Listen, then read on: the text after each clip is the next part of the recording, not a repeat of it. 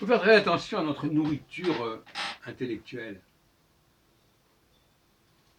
Si nous nous laissons aller à regarder des émissions ou à écouter des gens où on n'a pas vraiment grand-chose à dire, parce que les gens vous parlent de ce qu'ils savent, de ce qu'ils croient, de ce qu'ils ont, leur ce qui leur est arrivé, ou bien dans des émissions où il y a un roman, il y a une histoire, et vous êtes là à savoir comment ça va se passer, eh ben c'est abrutissant.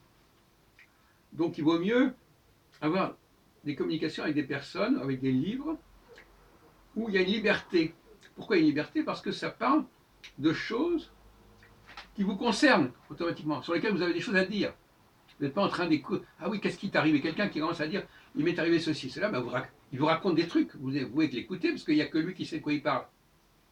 Par contre, si vous parle de réflexion qu'il fait sur les choses, sur le monde, là, vous avez aussi votre mot à dire.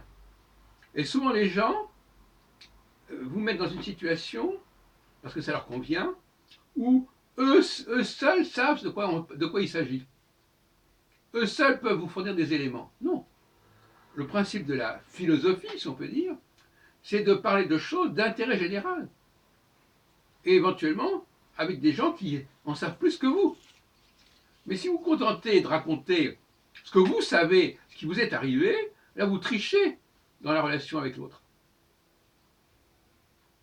Il faut, quand on parle de manière générale, quand on fait entendre sa voix, il faut dire, si on respecte les autres, il faut leur dire, il faut être disposé à ce que ces gens-là interviennent, vous interpellent.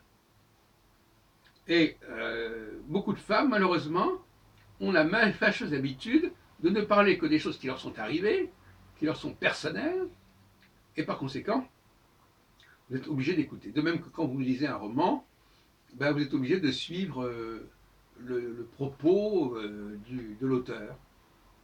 Et ça, c'est abrutissant. Parce que lui seul connaît la suite, la fin.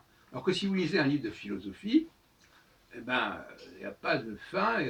Vous pouvez très bien intervenir sur ce qui est dit. L'autre n'a pas la clé de l'issue du débat, de l'issue du discours.